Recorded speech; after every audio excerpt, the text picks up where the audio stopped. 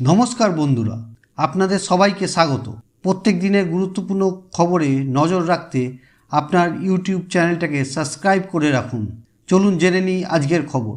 বন্ধুরা, আজকের এই রিপোর্ট আপনারা মিস করতে পারেন না, কারণ এবার পাকিস্তান যে চাল চালছে তা শুধু ভারতের জন্য নয়, গোটা দক্ষিণ এশিয়ার জন্য হুমকির সংকেত হতে পারে।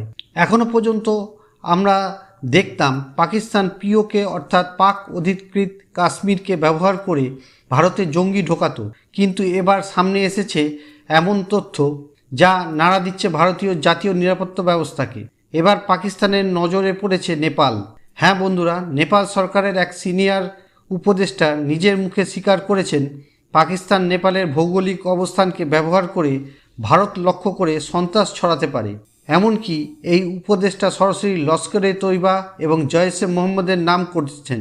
তার বক্তব্য অনুযায়ী এই জঙ্গি সংগঠনগুলো নেপালের ট্রানজিট পয়েন্ট ব্যবহার করে ভারতের মাটিতে ঢোকার ছক করছে। এই বিস্ফোরক মন্তব্য করেছেন স্বয়ং নেপালের প্রেসিডেন্টের প্রধান রাজনৈতিক উপদেষ্টা ও প্রাক্তন শিল্পমন্ত্রী সুনীল বাহাদুর থাপা। তিনি স্পষ্ট জানিয়ে দিয়েছেন নেপালের মাটিকে সন্ত্রাসের কাজে ব্যবহার করতে দেওয়া হবে না। তিনি আরও স্মরণ করিয়েছেন 1999 সালে কাঠমান্ডু থেকে অপহৃত হয়েছিল ইন্ডিয়ার এয়ারলাইন্সের IC-814 বিমান। সেবারও পাকিস্তান জড়িত ছিল এবং এবারও পাকিস্তান কোনো না কোনো ভূমিকা নিতে পারে, এই আশঙ্কা প্রকাশ করেছেন তিনি।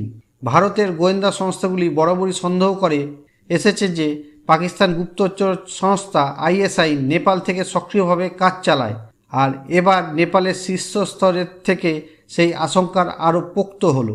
আপনাদের মনে করিয়ে দিই, 2013 সালে ইন্ডিয়ান মুজাহিদিনের সহ প্রতিষ্ঠাতা ইয়াসিন ভাটকলকে নেপাল পুলিশ গ্রেপ্তার করেছিল এবং পরে ভারতের হাতে তুলে দেয়। তখনও পাকিস্তান নেপালকে ব্যবহার করেছিল।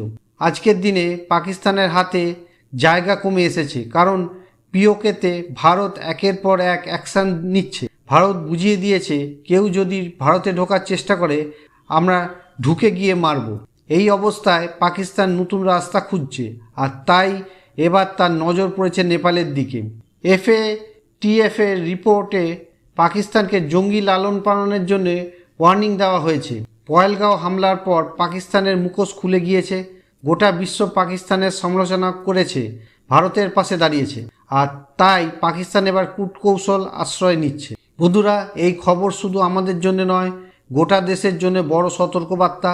আমাদের সতর্ক থাকতে হবে, নজর রাখতে হবে যাতে কোনোভাবেই নেপালের মাটি ব্যবহার করে ভারতের বিরুদ্ধে ষড়যন্ত্র সফল না হয়। এটাই ছিল আজকের বড় রিপোর্ট। দেশ বিদেশের এমন গুরুত্বপূর্ণ খবর পেতে চ্যানেলটিকে সাবস্ক্রাইব করুন আর ভিডিওটি শেয়ার করে সবাইকে জানাতে ভুলবেন না। ধন্যবাদ। জয় হিন্দ।